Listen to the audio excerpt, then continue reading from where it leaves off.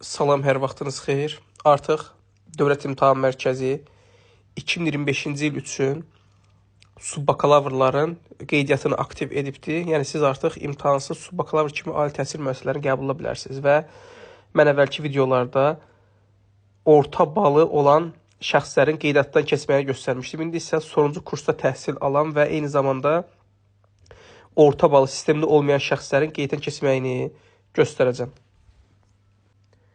İlk öncə siz Dövlət İmtahan Mərkəzi rəsmi səhifəsi olan Dimqovas bura daxil olursunuz. Və daha sonra burada görürsünüz bakalavriat, subbakalavrın elektron ərizəsi üzərindən vurursunuz. Və ekranda belə bir yazı gəlir və burada sizdən istifadəçi adı soruşur.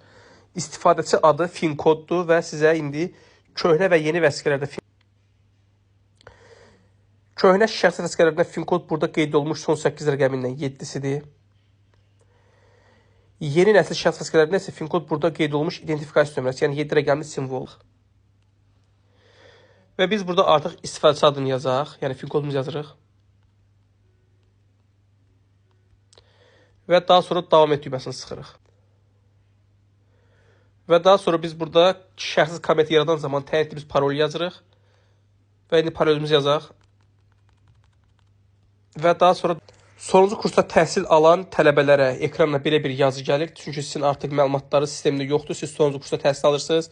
Sizin hələ qarşıda semestr imtahanlarınız var. Daha sonra dövlət imtahanı var, praktika var və digər məsələlər olduğuna görə həmin şəxslərin artıq belə deyək, ərizəsi hələ təsdiq olunmur. Ona görə də sizin bütün bu prosedur yekunlaşandan sonra orta balınız sistemə vurulacaq. Ondan sonra siz ərizəni təsdiq edə bilərsiniz və indi siz burada yadda saxla düyməsi var. Yadda saxla düyməsini vurmaqla bərabər siz artıq belə deyək, kollecə sorğu göndərmiş olursunuz ki, sizin məlumatları sistemə vursunlar və sizin məlumatlar sistemə vurulduqdan sonra siz artıq ərizənizi təsdiq edə biləcəksiniz. Və xatırladım ki, sizin şəxsi kabinetə qeyd etdiyiniz nömrəyə Dövlət İmtahan Mərkəzi tərəfindən SMS gələcək ki, sizin məlumatlar tələbə məzun sisteminə vurulmuşdur və tələbə məzun sisteminə daxil olundu və bu SMS-dən sonra siz artıq ərizənizi təsdiq edə. Və bu prosedur da eyni zamanda məsələn 2012-ci ildə məzun olmuş şəxslərə də aiddir və ya da 2013-cü ildə onların məlumatları sistemdə yoxdursa, artıq sistemdə yadda sal düyməsini sıxmaqla belə deyək, kollecə sorğu göndərirsiniz ki, artıq sizin məlumatları hesablayıb sistemə vursunlar. Yəni sadə bir prosedurdur və artıq biz düşünək ki, bizə SMS gəlibdir və biz artıq yenə də həmin hissəyə girərək ərizəmizi təsdiq edə bilərik və bu zaman burada yenə də yadda saxla və təsdiq et düyməsi var. Siz yenə də yadda saxla düyməsini sıxaraq birbaşa ərizəni təsdiq edə bilərsiniz, yaxud da birbaşa təsdiq et düyməsini sıxa bilərsiniz. Və indi biz ərizəmizi təsdiq et düyməsinin üzərindən vuraq. Və görürsünüz artıq yazır ki, ərizəniz təsdiq olundu, əməliyyat uğurla başa çatdı, bağla xanasını sıxırıq. Və burada da ərizəmizin təsdiq olunduğu tarix qeyd olunubdur. Artıq sizin ərizəniz təsdiq olunub. Və burada da görürsünüz bizim ərizəmizin təsdiq olunduğu tarix qeyd olunmuşdur. Yəni artıq ərizəmiz təsdiq olunubdur.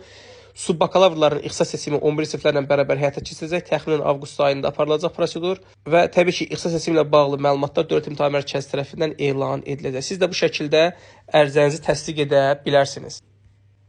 Bundan başqa, subbakalavr kimi qeyddən keçən zaman hər hansı problem yaşasanız, bu zaman Vüsət Azizov YouTube kanalına daxil olursunuz. Mən burada videolar çəkib paylaşmışam. Hansı problemlər çıxırsa, kabinetin parolu ilə bağlı və ya sənin yenilənməsi ilə bağlı və digər problemlərlə bağlı videolar çəkmişəm ki, buradan siz onun izahına da baxa bilərsiniz.